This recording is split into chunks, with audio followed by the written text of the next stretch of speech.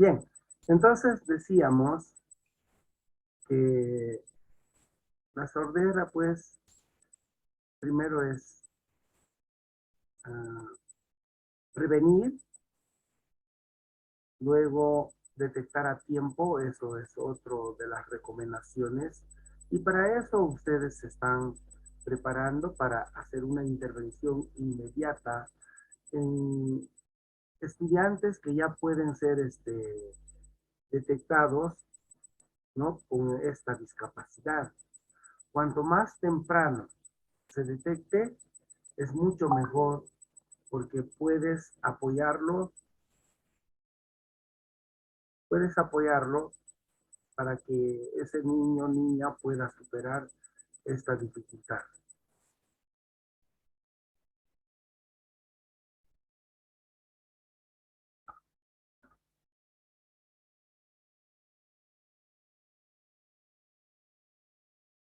Me están preguntando, vamos a entrar, parece que no me escucharon.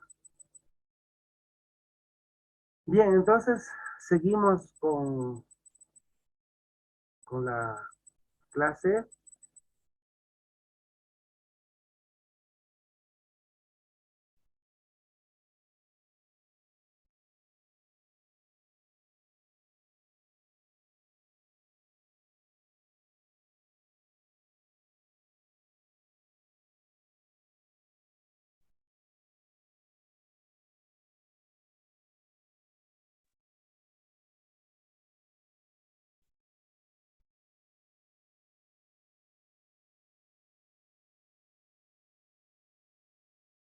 Bien, entonces, algunas consideraciones para aprender la lengua de señas de Bolivia.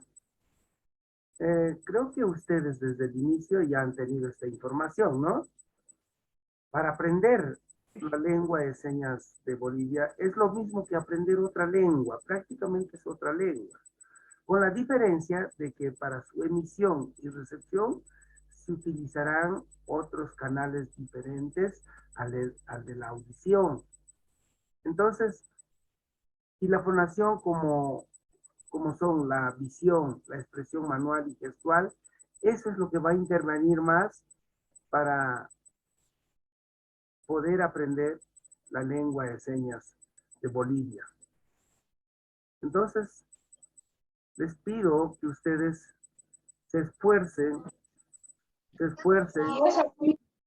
por aprender la lengua de señas de Bolivia, de manera tal que no lo hagan en forma desordenada. Tiene que ver con la expresión manual, lo gestual, sobre todo el rostro, ¿no? Y algunos otros movimientos. Entonces, esas son las consideraciones que se debe tener para aprender la lengua de señas. También nos dice, uy,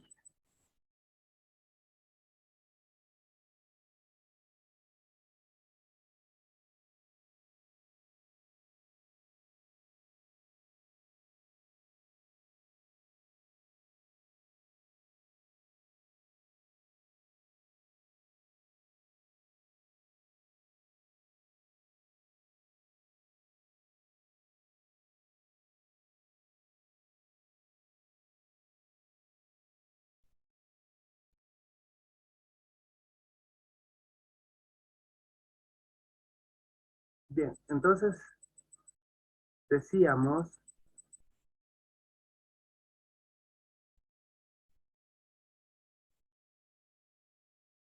ya que esta lengua es viso-manual gestual, a diferencia de otras lenguas, que son audio orales nada más, entonces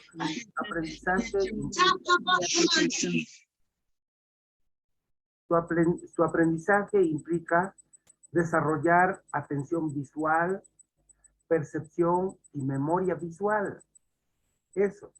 En cambio, cuando es oral y audio oral, no necesitamos eso, ¿no? En cambio, mira, ese gesto que manifiesta el chico ahí, sus movimientos. Entonces la expresión facial, corporal, rapidez, agilidad manual y manejo espacial tienen que ver para aprender la lengua de señas de Bolivia. En su evaluación en línea he visto, ¿no?, cuántos realmente ya manejan la lengua de señas de Bolivia. De Alenka ni hablar, porque ella es prácticamente capísima en esto. Ella es mi maestra porque ella tiene esa discapacidad y es buena, es buenísima. Pero tiene otros problemitas. Por ejemplo, la lectura, ¿no? La lectura no lo hace con rapidez, pero sí puede ella comunicarse. También diferenciar la expresión de alguna de las partes del rostro, configuración de la mano, orientación espacial de la seña en relación al cuerpo, desplazamiento de la seña en el espacio, uso de la seña en determinado contexto. Pues estas pequeñas diferencias, nos dicen, traen un cambio en el significado. Entonces, ¿qué pasa si yo no hago correctamente mis señas? Puede interpretarse de otro modo el mensaje. Por ejemplo, no sé, a unas compañeras del diplomado me decía que hacía mucho esto. ¿Qué es esto?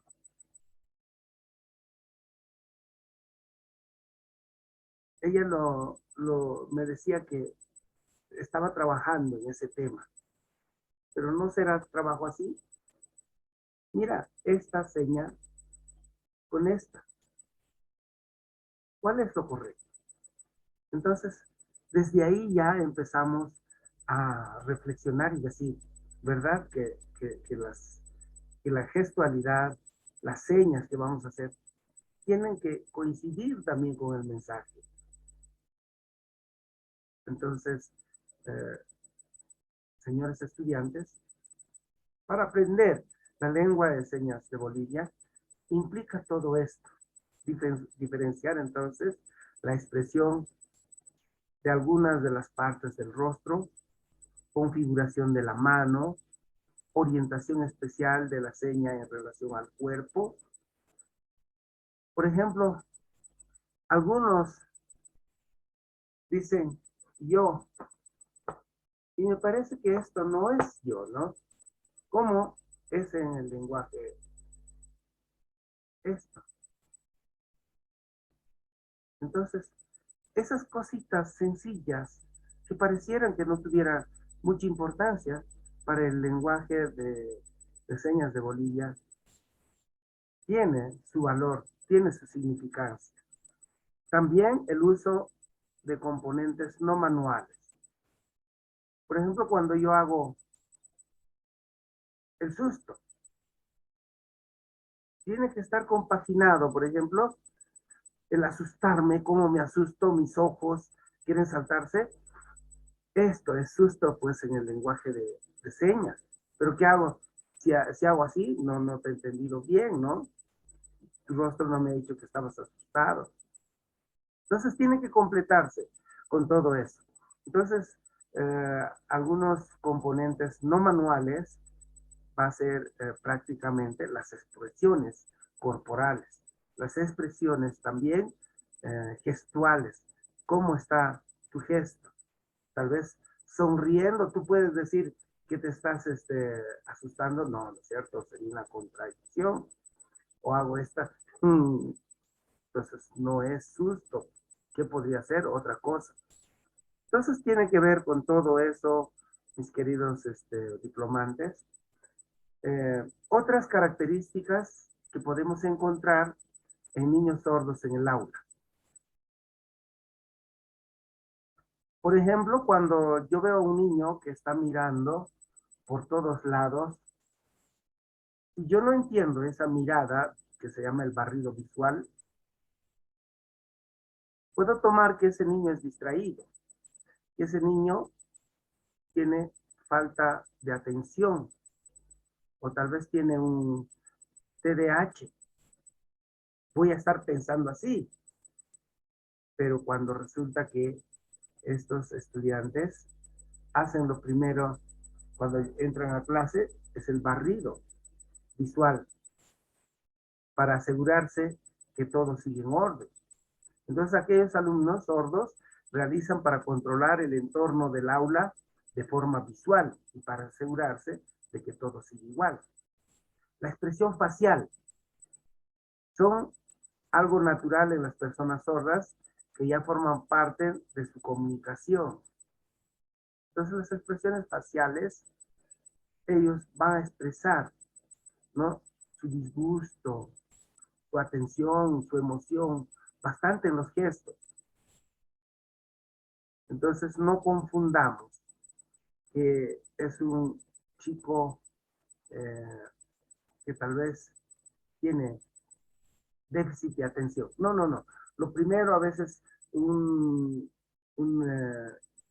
docente, un profesor de aula con poca experiencia puede decir eso, pero ya ustedes que tienen ese conocimiento tendrían que analizar y decir por qué está con esa expresión facial, por qué mira mucho, hace el barrido visual. En cuanto a los ruidos, en ocasiones el niño sordo, de forma inconsciente, al realizar un determinado movimiento, provoca un ruido que puede molestar al resto del grupo.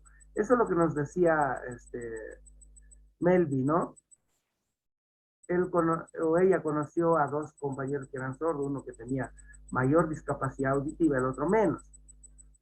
¿Qué pasa con los chicos que están con una discapacidad auditiva de 90 a más?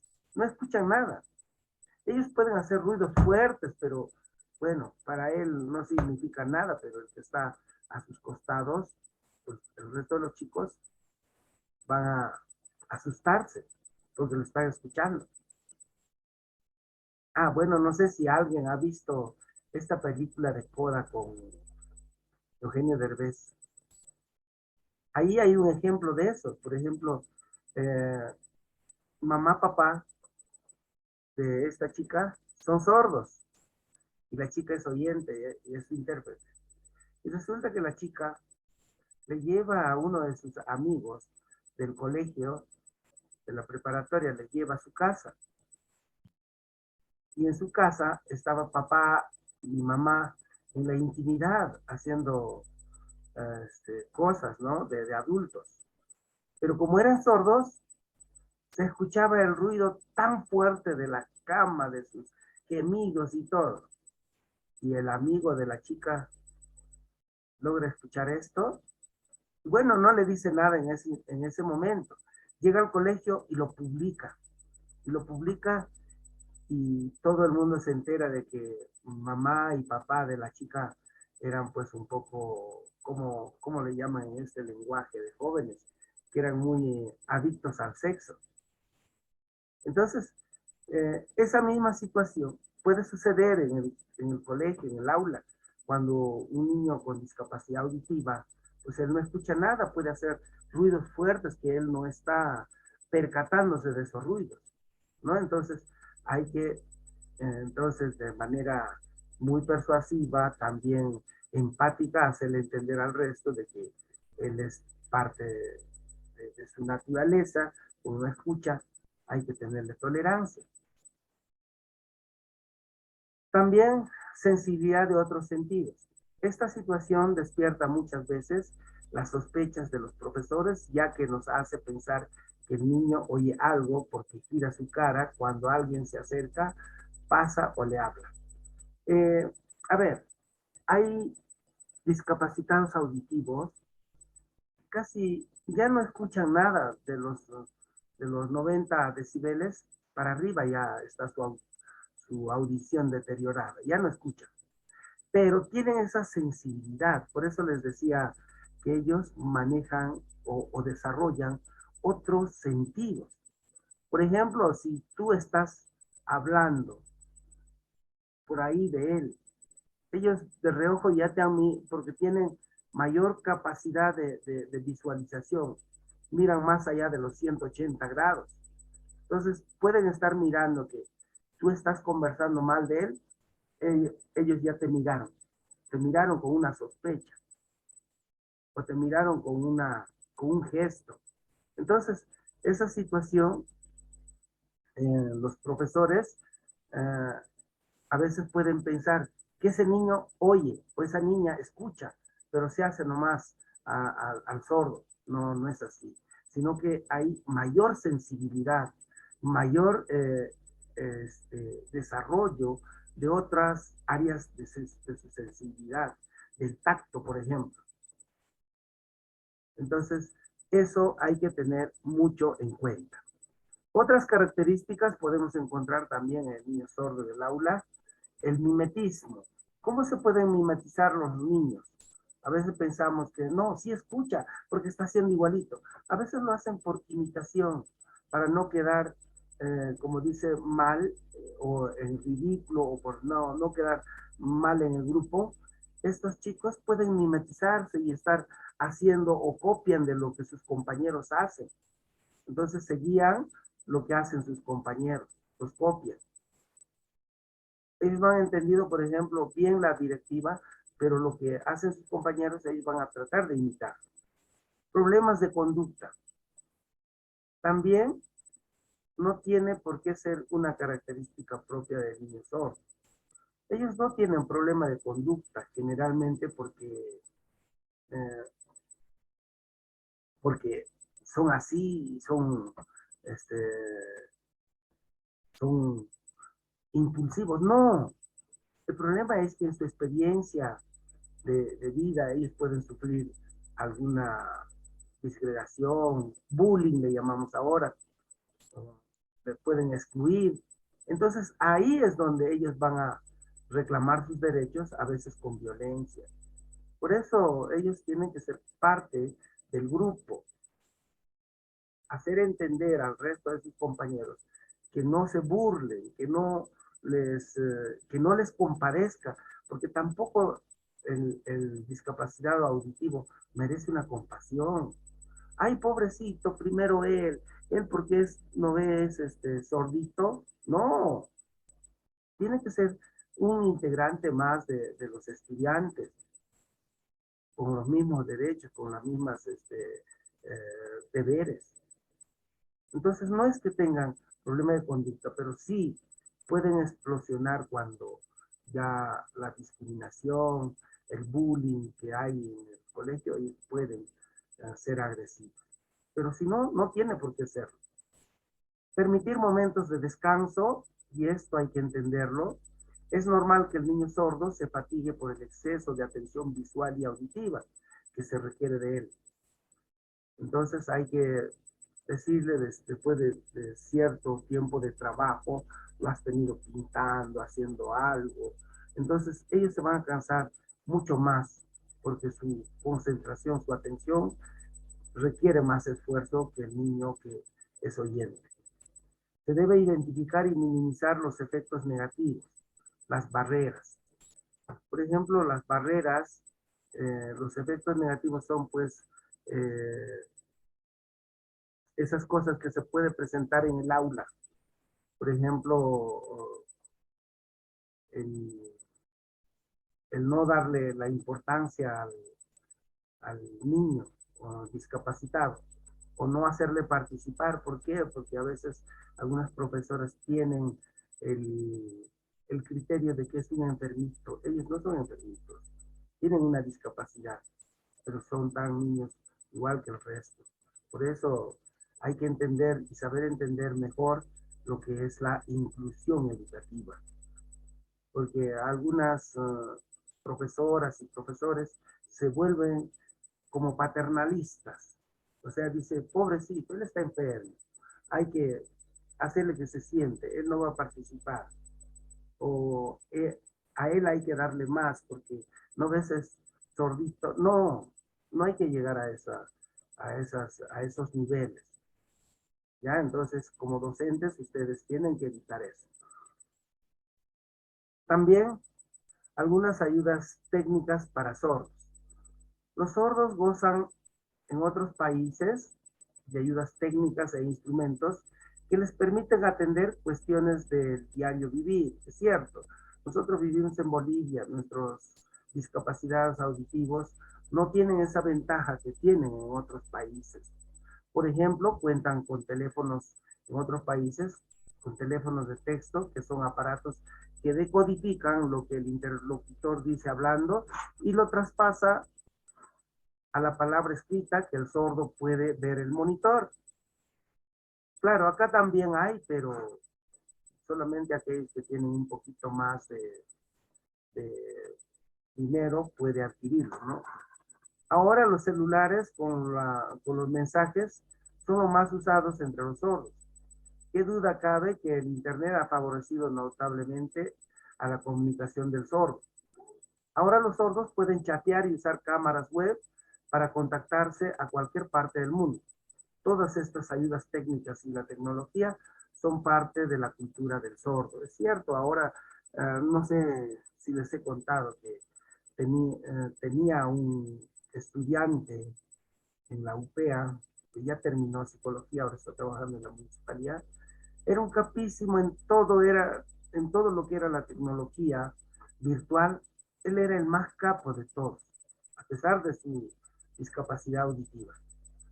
Entonces, él era mi ayudante, por ejemplo, cuando yo llevaba mi, este, mi PowerPoint y quería conectarlo del celular y yo no sabía. Él me lo hizo rapidísimo en 2x3 y el resto también se quedó sorprendido. Entonces, esas habilidades que ellos han adquirido es buenísimo. Y como tienen esta discapacidad, me parece que están bien centrados en esto y manejan mucho mejor. El rol de los maestros de apoyo en la educación regular y especial. Hay una lectura motivadora, lean ustedes eso en el texto número 4 de la semana 4. Es interesante esa lectura motivadora, ¿ya? No vamos a tratar esto porque ya se nos va a terminar el tiempo y lo que quiero es también hablarles un poco de lo que es las tareas que van a hacer, o sea, el texto de apoyo académico para esta cuarta semana. Y quiero centrar un poquito en la investigación. ¿Ya? Entonces, atención a la diversidad, igualdad de oportunidades, equiparación de condiciones, educación oportuna y pertinente. Eso es el rol del maestro en la educación regular y especial que deben incorporar, ¿no? Sobre todo la atención a la diversidad. No solamente van a tener sordos, también van a tener algunos con deficiencias cognitivas, deficiencias visuales, algunos tal vez otras deficiencias, ¿no? Entonces, ellos deben ser atendidos en este marco del 070 de la educación inclusiva.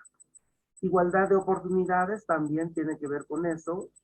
Todos los que tienen esta discapacidad auditiva, así como otras discapacidades, tienen la misma oportunidad, la misma igualdad de oportunidades. Por eso no ser paternalistas ni maternalistas, sino tratarlos a estas personas como si fueran también los chicos que son, entre comillas, los sanos, ¿no? Equiparación de condiciones también y una educación oportuna y pertinente. Les decía, ¿no? Para el lenguaje de señas, tienen que ser los gestos exactos. Por ejemplo, ¿cómo es asustarse? Ahí está, lo puse. Acá está el asustarse. Tiene que temblar y el rostro estar asustado. No puede estar sonriente, ¿no? ¿Cómo preparar el contexto educativo para respuestas de calidad a la diversidad y las necesidades educativas especiales? Rol de la unidad educativa inclusiva y del maestro en aula. Localizar un buen espacio de ubicación del maestro de apoyo de lengua de señas en el aula, evitando interferencias y favoreciendo que el estudiante sordo reciba toda la información. La maestra o el maestro de aula debe facilitar los temas que se van a impartir en clase, así como el material que va a ser utilizado. Organizar dinámicas y actividades de las clases con anticipación y hacer reconocer al maestro o maestra de apoyo de lengua de señas de Bolivia, ya que el trabajo de interpretación requiere de gran atención y concentración mental considerable. ¿Qué más? El maestro, persona de apoyo en la inclusión, debe desempeñar lo mejor posible de él. El de adaptar el contenido, ya ustedes saben cómo se adapta el contenido, a los aspectos que sean necesarios para que el estudiante al que atienda pueda acceder a los contenidos y actividades que la maestra o el maestro de aula desarrolla para todos sus estudiantes, así como facilitar la socialización del estudiante con el resto de los compañeros. O sea, no hacer un currículum adaptativo especialmente para él, sino para todos sus compañeros. Cómo se articula ahí, cómo se adapta ese currículum dentro de los oyentes. Características del ámbito de la educación especial. Nos dice que es promotor del desarrollo y fortalecimiento. Estamos hablando de las características que debe tener el ámbito de educación especial. Es el promotor del desarrollo y fortalecimiento. Es impulsora de la implementación de prácticas inclusivas. Coadyuva al mejoramiento de la atención educativa. Respalda los procesos educativos inclusivos. Es promotor de la detección temprana, atención y prevención de las necesidades educativas. De esto hemos dicho, ¿no? La detección temprana y atención y prevención de las necesidades educativas. Es impulsor del programa de alerta, seguimiento y evaluación. Como ya ustedes van conociendo esto, también ya en sus centros educativos pueden aplicarlo. Entonces, impulsar el programa de alerta, seguimiento y evaluación. Bien, hasta aquí hemos terminado con la presente sesión sincrónica. No sé si alguien tiene alguna pregunta para pasar a lo otro, que es la orientación del trabajo práctico, ¿ya? A ver si alguien tiene alguna pregunta, alguna inquietud, alguna duda o comentario. Adelante.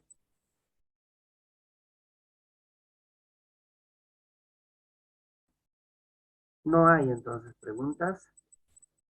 Irma, ¿tienes pregunta? Luz, Vladimir. Hay dos varones, mira. Esto para mí es una sorpresa. Vladimir y Miguel Ángel están en la clase. Les felicito, chicos. Han venido a cerrar ya el diplomado 4. Adelante, jóvenes.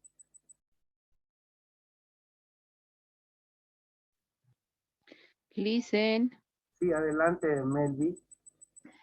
listen, quería hacer un comentario. Es cierto cuando usted dice que los sordos tienen tienen la capacidad de persuasión, ¿no? Son muy capísimos en ese aspecto, ya que con los dos compañeros que he estado en contacto que eran sordos, uno de ellos, por ejemplo, nosotros no sabíamos, ¿no? A un principio cómo era su cultura, cómo se comunicaban ellos, también nos ha costado a nosotros, a los compañeros, aprender el lenguaje de señas, pero algunas veces hablamos así en grupo, digamos, con las personas que éramos oyentes, no específicamente de ellos, ¿no? Pero inmediatamente y recuerdo ahora de que ellos se daban la vuelta o nos empezaban a mirar, como usted dice, ¿no? Nos observaban y venían, uno de ellos era más valiente, parece, y venía y nos decía, ¿qué están hablando de mí? Nos decía, ¿no? En lenguaje de señas, pero en ese momento nosotros no sabíamos cómo explicarle, cómo hacer, digamos, hacerle entender que no estábamos hablando exclusivamente de él, sino de todo el resto del grupo. Pero ahí yo me voy, ¿no, Licen? Y saco la conclusión de que ellos tienen desarrollado esa persuasión, cosa que nosotros los que somos oyentes nos estará importando, pienso yo, ¿no? Y algunas veces comentamos con las compañeras, creo que nos está tomando el pelo, no es sordo, decíamos nosotros también en algún momento, ¿no? Porque hacía algunas cosas que, no, que un sordo tal vez que no ha escuchado, pero lo hacía. ¿No? Y entonces nosotros nos poníamos a pensar a un principio, no, creo que no es sordo, se está haciendo la burla de nosotros, y ya viendo, ya pasando el tiempo, los años, también un año, 2 años, ya hemos visto y nos hemos adentrado a su cultura de él, ¿no? Y eso, Licen, ese es mi comentario. Gracias, Melvi. Sí, ya dije, ¿no? Los sordos tienen alta sensibilidad, han desarrollado esa parte. Tú puedes decir que no me está viendo, no me entiende porque es sordo, no. Ya te leyó los labios. te- Ellos no se olviden que captan más los gestos más que el sonido. Entonces, tu gesto que tú has hecho y dirigiéndote a él, aunque sea de reojo, ya te lo han captado. Entonces nosotros tenemos esa dificultad todavía de captar esos gestos, esos, esas cositas que a veces no lo leemos, no interpretamos. En cambio, los que tienen discapacidad auditiva han desarrollado eso con mucho más eh, eh, finura. Bien, ¿alguien más? ¿Nadie más? Bien, jóvenes, vamos a pasar entonces al, eh, a este tema de las orientaciones didácticas del módulo 4.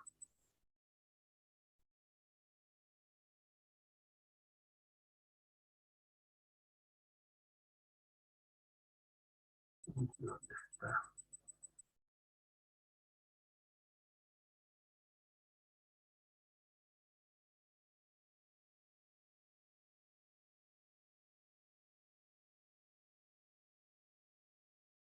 Espérenme un ratito, por favor, ya estoy buscando esto.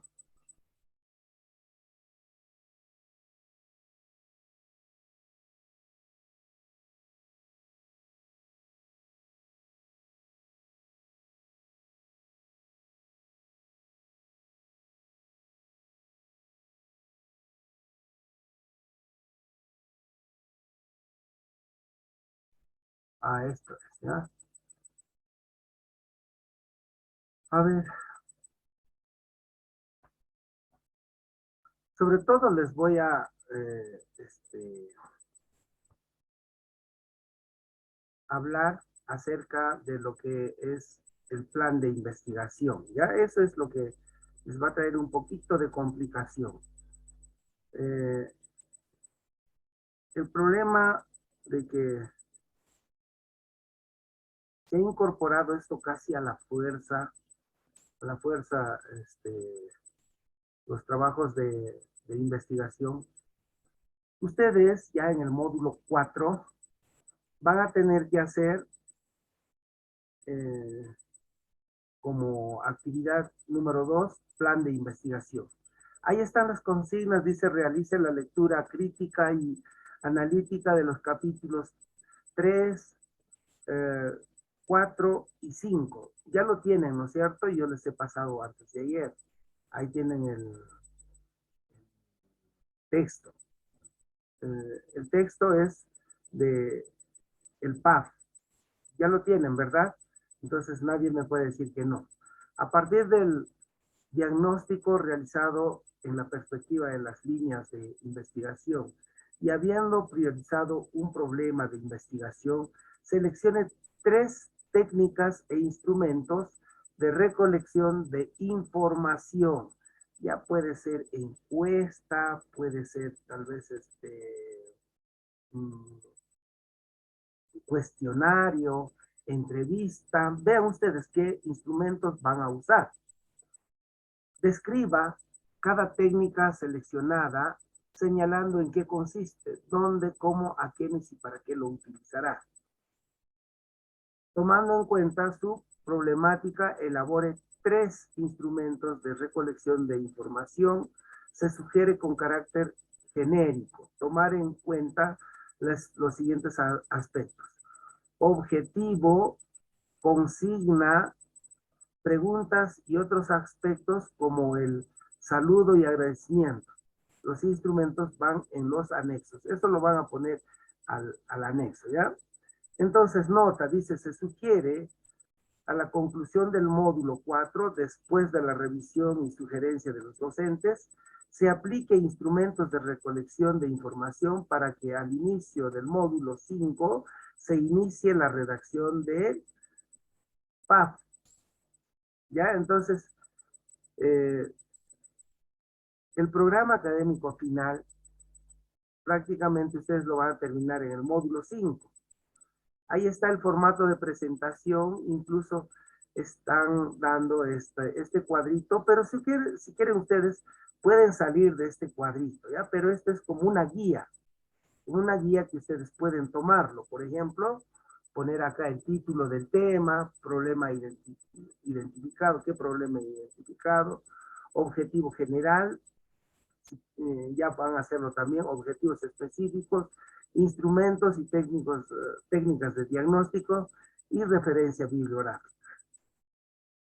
¿Ya? Entonces, eso van a hacer ustedes como trabajo.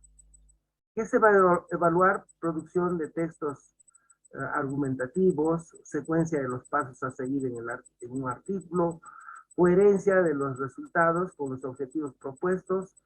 El artículo como producto final debe ser presentable. Bien, acá está el libro ese que les dije, el texto del cual tienen que leer. Lo que dice acá, realice una lectura analítica de los capítulos 3 y 4. Entonces, este libro lo van a abrir y ahí está. Entonces, con eso, no sé si alguien tiene alguna pregunta. Está claro sobre lo que van a hacer en este módulo 4.